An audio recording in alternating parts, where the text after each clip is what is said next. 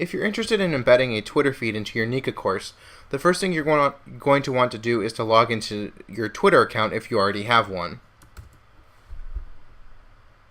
Once you've logged in the top right hand corner there's a gear icon, and if you click on that you can scroll down to Settings.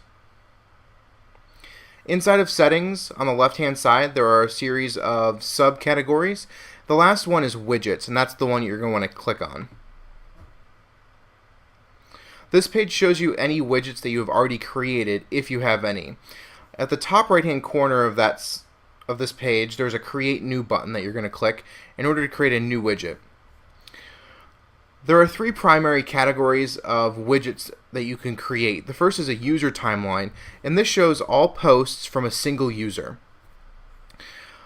The other two are a list, which allows you to show all posts from a series of users that you have defined inside of a Twitter list. And then the last option is search, and that's the one that we're going to use for this. So if you click on search, this allows you to enter a search query that will show all of the posts on Twitter from all users who have posted something that matches what your search query encompasses.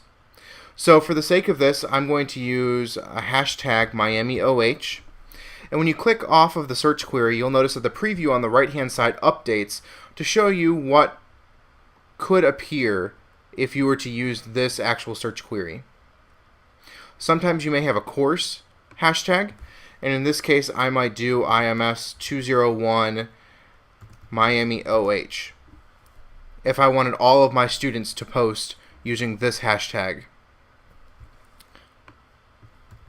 But if I go back to MiamiOH, there are some additional customization options that you can set, however they're not required. And if you scroll down to the bottom, there's a blue button that says Create Widget.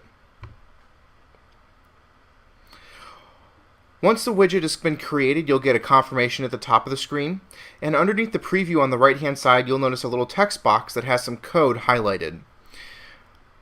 The highlighted code indicates it's already been selected, so you can do Control-C on your Windows keyboard or Command-C on your Mac keyboard to copy that code to your clipboard.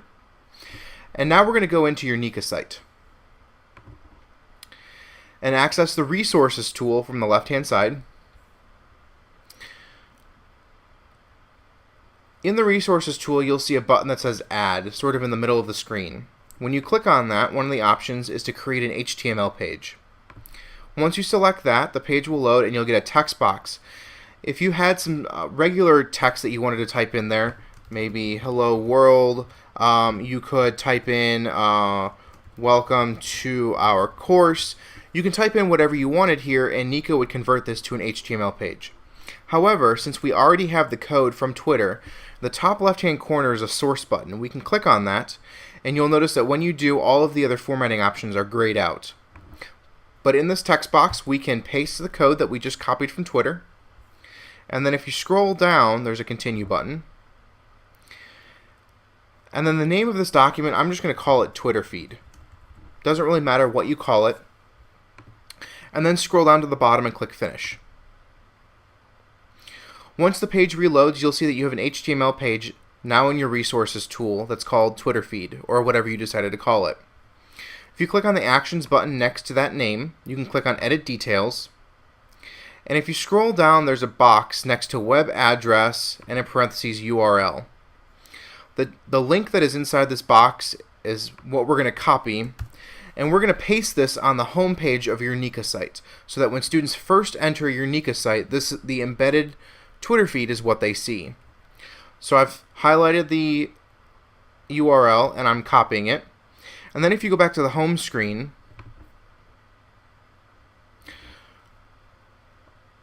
you see two columns. On the left hand side it says Site Information Display. Next to that there's a little edit button that you can click on. And if you had some text or some pictures, you could put them in here. But what we want to do is we want to embed that Twitter feed. So down here at the bottom there's a site info URL. And if you click on that box, you can paste the URL that you just copied from the Resources tool. And then once you're done, you can click Update Options. And then once you're done, if you refresh the screen, you'll see that when students enter your site, there's now an embedded Twitter feed on the homepage of your course site.